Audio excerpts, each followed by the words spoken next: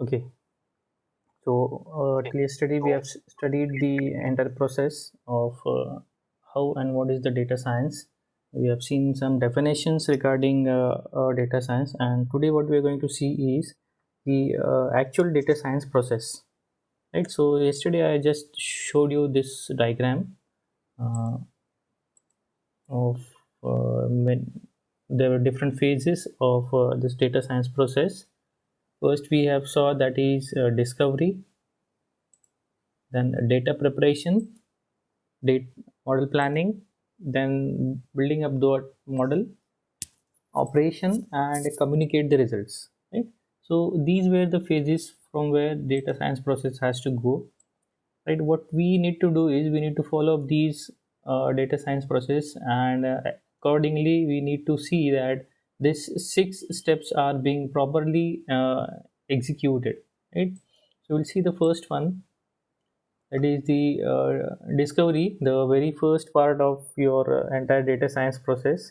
So whenever you need to go for a practical solution for a given problem statement, or you can call it as a business problem, you need to follow up these steps, right? So your entire process will be divided into these six steps only, and according to whenever you report a solution, you must show that your your problem statement, given problem statement, or the project given by the client is being handled through these six different processes.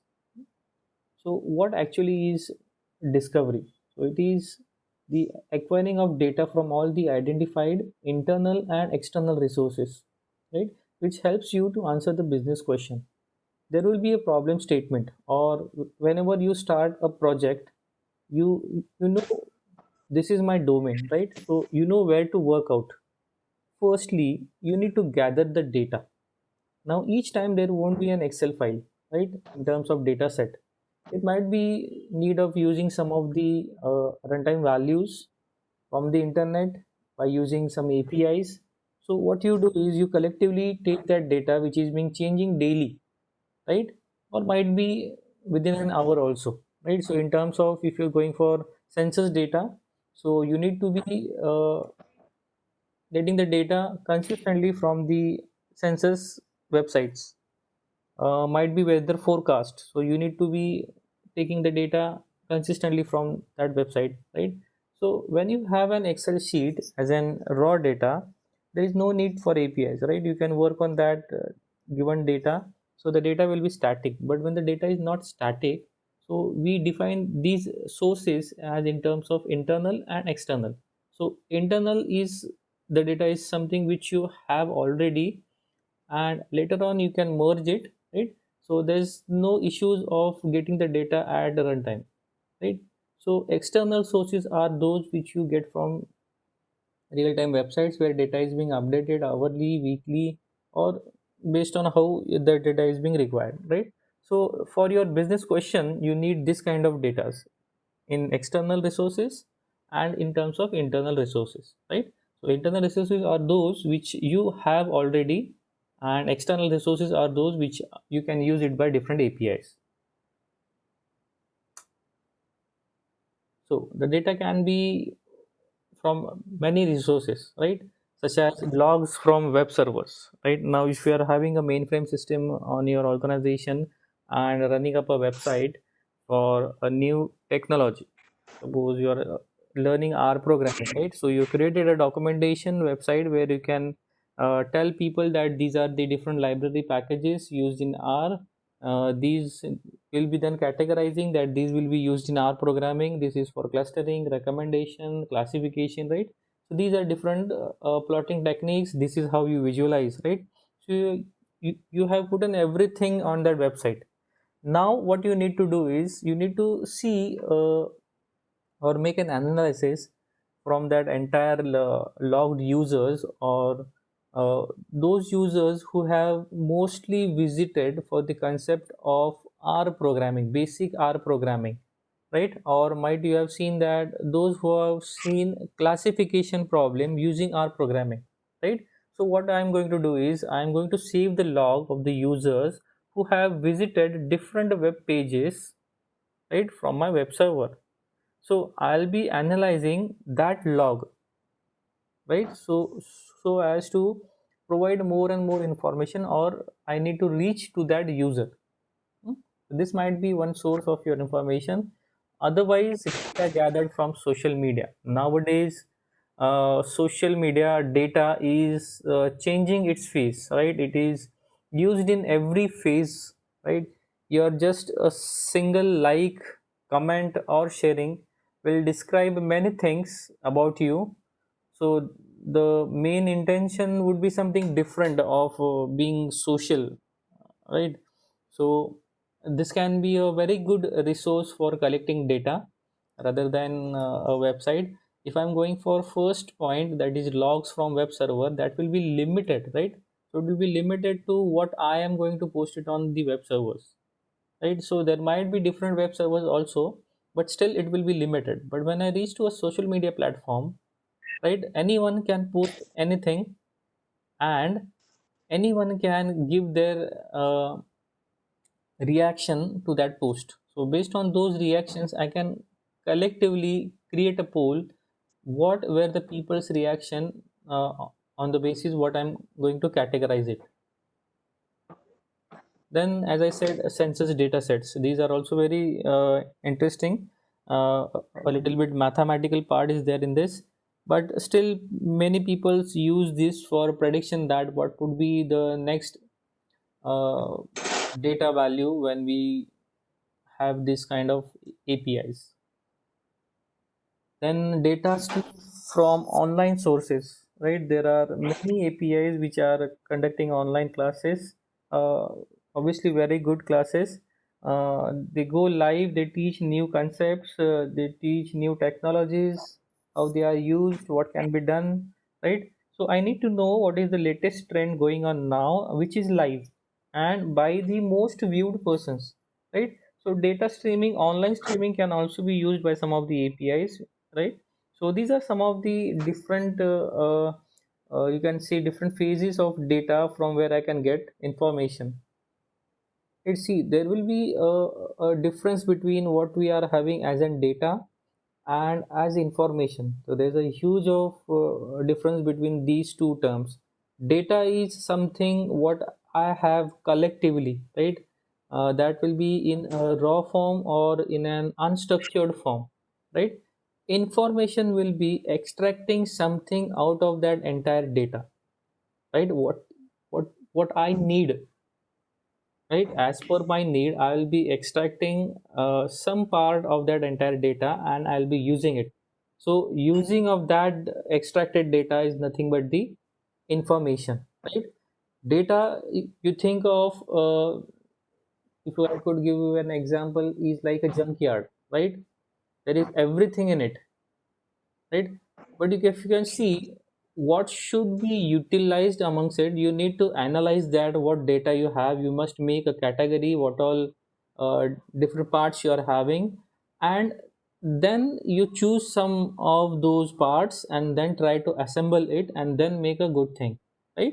So that collectively good thing is nothing but your information. Now you can call that collectively or assembled part some name, and you can recognize it, right? But if those parts were separated and spread throughout the junkyard, there would be no name for a particular thing, right? It is still a junk. So data is a junk, but that is also useful when you try to extract it. So this is the basic difference of data and information. Now let's see these points, how those logs look like. So this is one of the event from the web servers, and we have taken a snapshot of our cloud, where you can see we are having a particular IP address and a date. So you will be seeing what kind of operating system he is using, what kind of browser he is being accessed, uh, which page he has been accessed, how much time he spent on that, uh, did he viewed that entire page, or was he redirected from some external link, or he directly clicked on to that website name and uh, started browsing, right? So there are many of these log records being present by each and every user. So we need to analyze it and then go for discovery process. This is data gathered from social media. So the you can see there are different platforms: Facebook, Twitter, LinkedIn, Google Plus, Instagram, Pinterest, right? So what we are going to see is which is the best time to post for these all social media platforms, right? So looking at this graph, right, if I am giving you some values, you need to see each and every value, right? So by this graph, calculating on each data set, I'll be producing a graph. This we may call it as a bar graph, right? So you are having best days to post. That means these this is the maximum time where people spend it, right? So best time to post is where people are maximum online for this platform. So we can find that Facebook is having between 1 p.m. to 4 p.m. That is mostly on Thursdays and Fridays, right? Then Twitter will have between 1 to 3 Monday to Friday all day long. LinkedIn will have between 5 p.m. to 6 p.m. Tuesday to Thursday, right? So these are some data analytics, right? If I want to find a very common part, right, for all these platforms, or if I'm going to use Facebook, Twitter, and Instagram only, not the remaining three. So I'll be looking for the common part of these three social media platforms, right? Day wise and time wise, so that I can post my product and make marketing of that product, right? So this is how we can gather data from different social media platforms. Now this is census data, right? It will be in $1 billion. So this data is from Jan 1st of Jan 2016 for US startups started by the immigrants, right? So people coming from outside the country, and then they start go for the startup. I think after India, there's Canada because there are more immigrants. Then we have data streamed from online sources using APIs. This is the very important part because nowadays this is the most easiest way to collect data. There won't be any repository on your side, right? Unless and until you create some information. So what you're going to see is you'll be first collecting the different data sources from where and how I'm going to collect my data, right? So there will be different websites, different data sources. Might be as we have seen some log records, people clicking on a particular post, right? So social media platform, census data, might be anything, right? So these are your sources. So those are unlimited. From where you want, you can collect it and put it on your cloud and then send for processing of the data, right? So collecting of data from different sources will be a first part. Then if you want, if you think that this can be used further for my business problem statement, then I can collect that data, right? That means I'll be doing it in terms of rows and columns. I'll be storing that data onto my cloud or on my hard drive, right? Then I'll be processing it, right? I'm having data. Now according to my business problem statement, I need to extract that data and get some information, right? Some productive information where I could get a business solution, practical solution for my problem statement. So I'll be processing that data. So what is processing of data? It is nothing but extracting your information from that entire bunch of data, right? So suppose I've seen that on Facebook, if I want to sell a product, right? My product is talcum powder, right?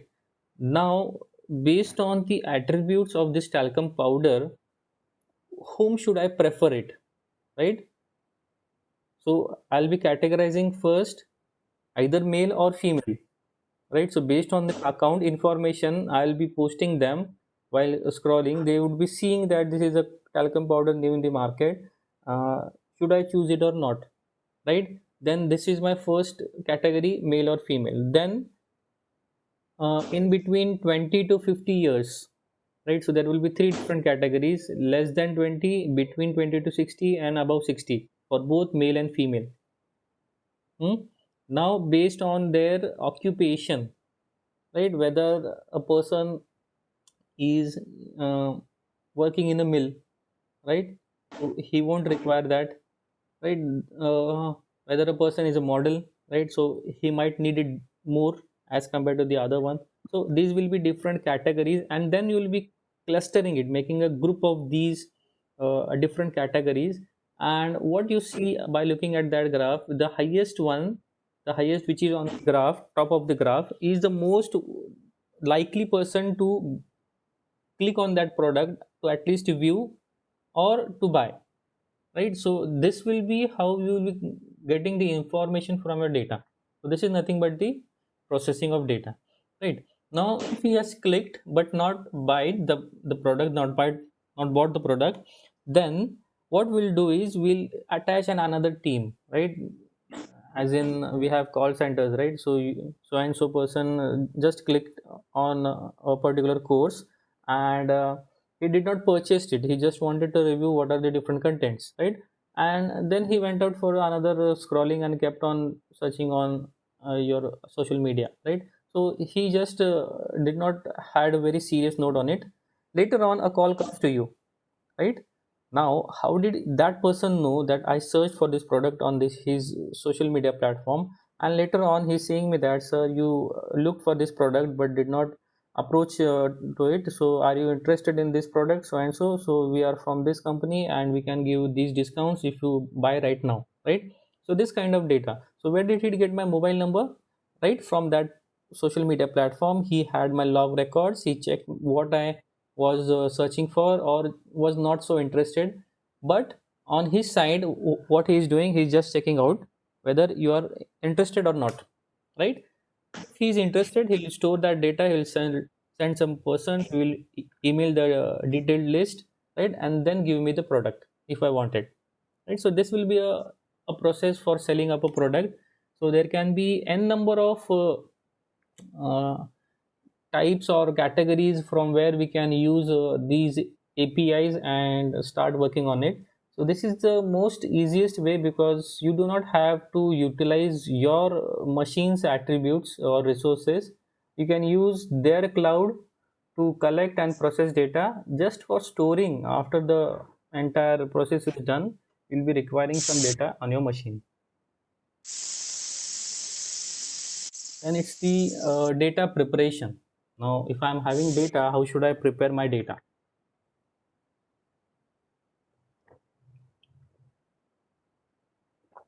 Now whenever I get data from any log records, right,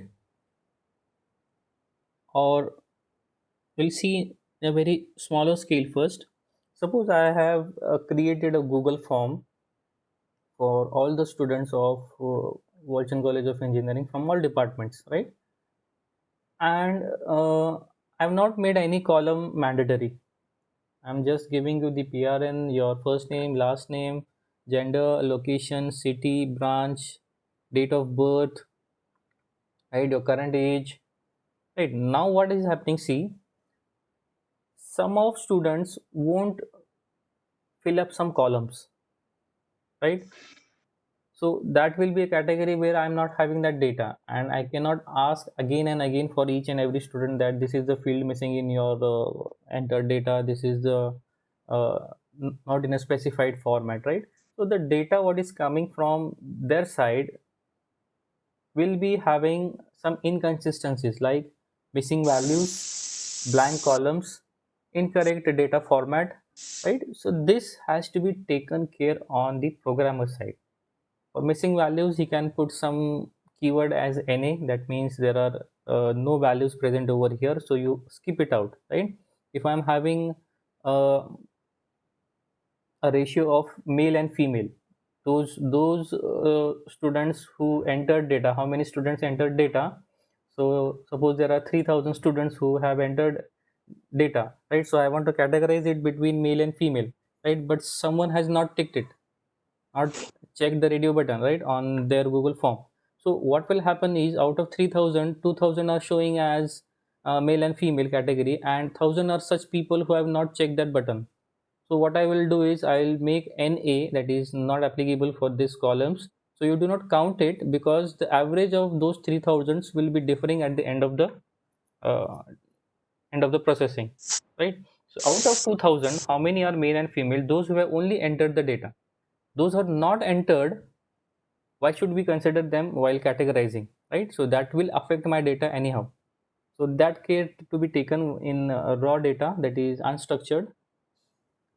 Then this kind of data has to be prepared by processing, exploring, and condition data before modeling, right? So data must be clean when you are going for modeling. So before modeling, you must make sure that you specify all those rows and columns in a very clean manner, right? It is said that the cleaner your data, the better your predictions are.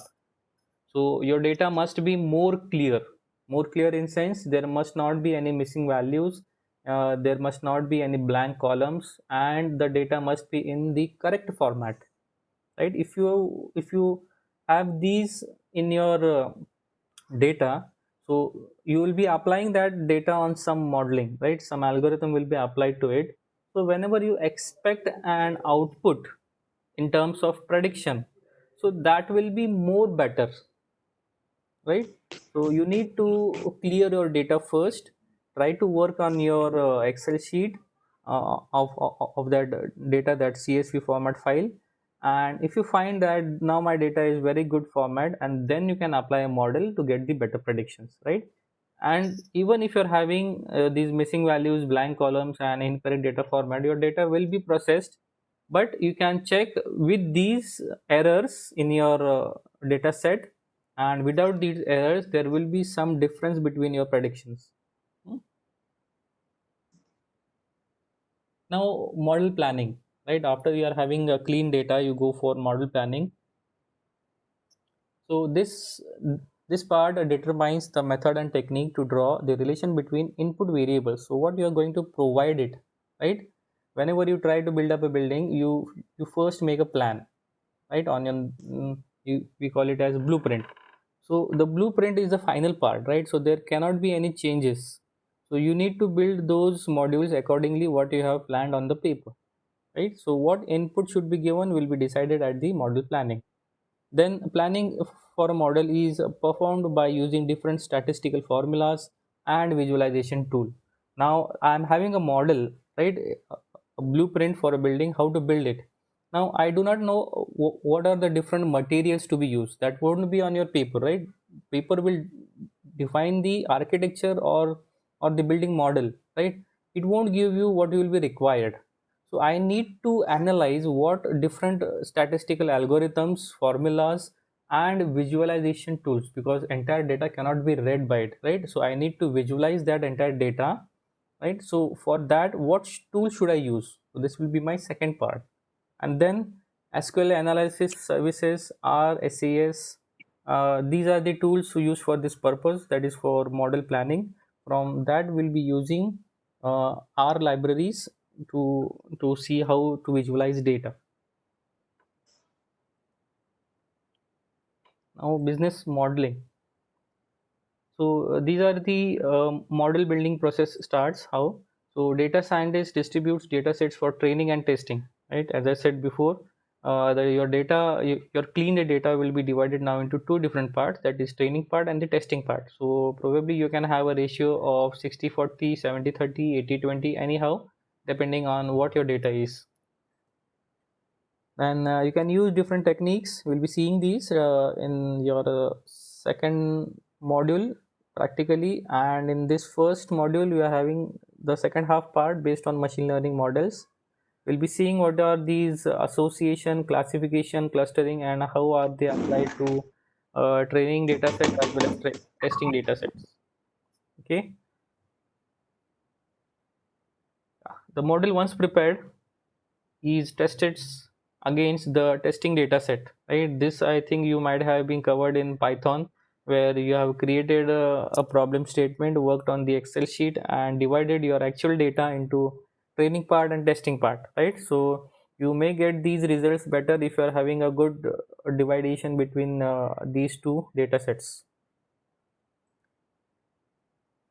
Okay, just a point to note, are there any electronics, mechanical or civil students present today?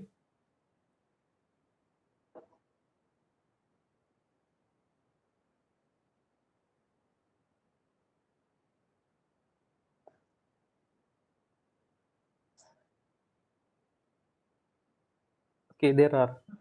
Okay.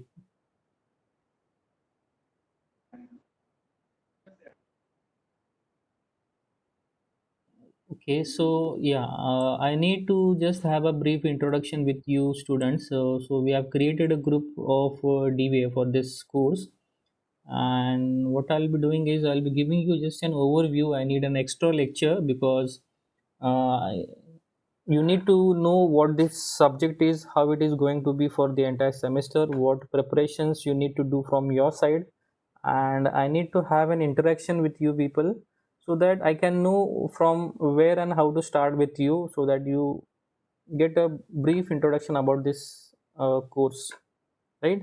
So I will let you know when there's a free slot among these entire schedule, because timetable will be fixed from 8 to 4:30, I think. So I need to find a slot. I'll convey you a day before. Just in half an hour I will be requiring, just to let you know. And I want you to speak from your side. uh, I think those 30 students which are from other department, to let know me that what will be your perspective of choosing this subject, and what else do you require, because you can see if there are domain students from this domain ITCAC, they won't find any problem because these background contents will be already being covered their side via Python, but R will be new for them also, but the background contents which are automatically being handled will be easily known to them, right? So I'll be taking an extra slot for you people, probably on Saturday or Sunday, just in half an hour. So we'll be having an interactive session. I'll not be teaching anything from this module right now on that session, right? So when the group is finalized on WhatsApp, I'll post a message for those students. You can log in and we'll have a session. Okay.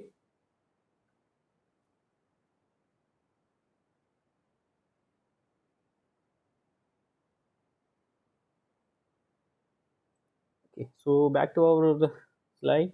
So this is operationalized. So it delivers the final baseline model with reports, code, and technical documents. So whatever you are preparing, you need to define it into visualization part. So that is your report, code, and technical documents. So what and where and how your model is being built up. So all those technical documentations has to be taken care, because if you're not working on that project on by few years, or later on you have left the company, then the next person who is sitting on your chair must be able to know what your project was and how it can be implemented further.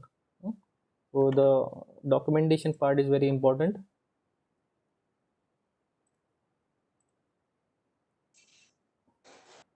Model is deployed into real-time production environment after gone through the testing, right? This is the very essential part of deploying your project, because after testing, not that CSV testing part, this is the actual deployment of your application, right? So you at this stage have finalized your product as per your business problem statement, and now you're going to test it in a practical solution whether it works smooth or not, right? So this will be that testing part. And now you need to communicate results. Suppose after deploying you are giving some input and you're getting some output, and that output is not in a specified format, or the end user is not able to understand it, what are these specifications given as an output, right? So you need to communicate results in a very better way. So here are some key findings communicated to all these stakeholders. This will help to decide if the results of the project are a success or failure, right? Technically, the client won't be able to see what you have done, what you have prepared the code, what are the technical documents, right? So he must be able to see in a very simple glance, that he must be understanding that this is my x-axis, this is my y-axis. So what versus values I am giving is giving a value something, or presenting a graph, right? So based on that graph, he can easily analyze whether it is going upwards or downwards, or whether it is constant, or what actual value he needed, and this is the predicted value, so that he can compare his results with what you have given as a practical solution. So this is the main part of communicate results, because many a times what happens is we need to see that value somewhere in our console window, and a new technical person, or sorry, a non-technical person will not be able to analyze that which is this value unless and until you tell them that this is your predicted value with these parameters, right? So the communication of results, that is your what you're going to generate a report, is very important. There must be least technical things related to your output, and more non-technical which an end user can easily understand. So these are some of the data science job rules. So the most prominent I've chosen here. One of them is data scientist. Then we have data engineer. Its responsibility is to develop, construct, test, and maintain the architectures of large-scale data. Then data analyst, he mostly does data mining.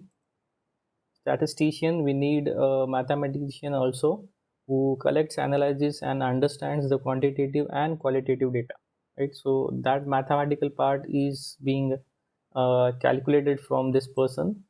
Then the data architect, who designs the flow of the architecture. Then we have data admin. He ensures that all the particular databases are having access to the relevant users. Then business analytics, he improves the business processes. So whatever the model is being designed, so he try to improve it through business processes. And finally, data analytics manager, right? So these are some of the tools for data science.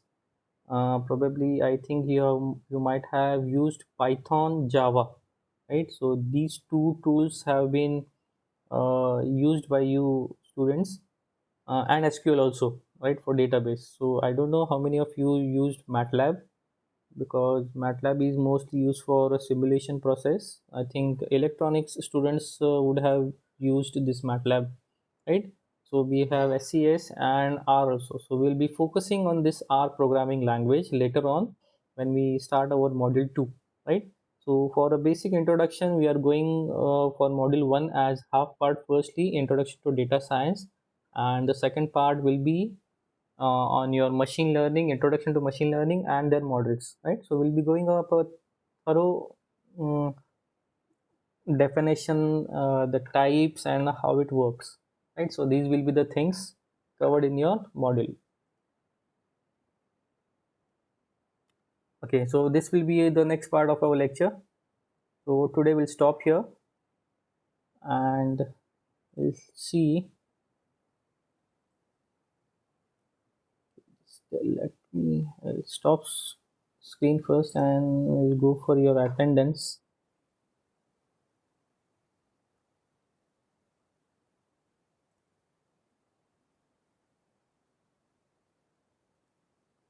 So today's count is 77. Let me note it down.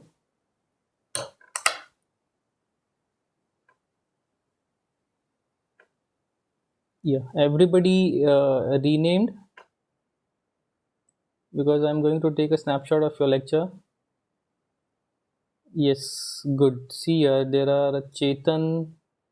I don't know whose name is this. N. Nikhil, Shivam, Vaishnavi, Vishaka. See, these students, I think they are new. So I have given a specific format, your PRN underscore your first name underscore last name. So you see how other students have renamed. See, if you do not follow these rules, there might be a possibility that your attendance will not be recorded, because I won't be identified who this person is. So how should I mark it, right? So I'll taking a snapshot. I'll open a document.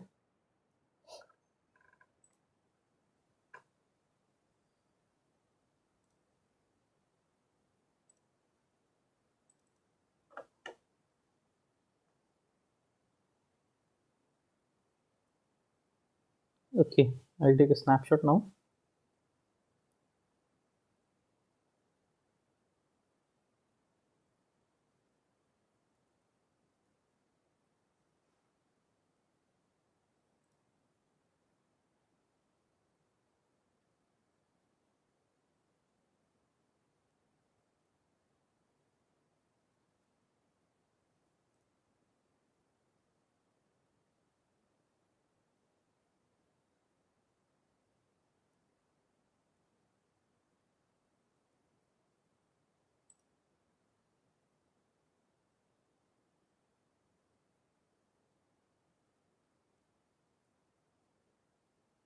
Okay, the snapshots are done. Okay, so there's a pop-up for your next scheduled lecture. Okay, so yeah, the group is created, Sumit. Yes, sir. Okay, okay. So you make sure within these 2 days, today is I think Thursday, Friday and Saturday, make sure everyone is in the group. Then you just personally ping me that everyone are in this group. So I'll let know the students from other department to join a session, not on WebEx because these slots are reserved, or some other platform. I'll join with them. Okay. So we end up here with this session, and then we'll meet on Tuesday, 8 a.m.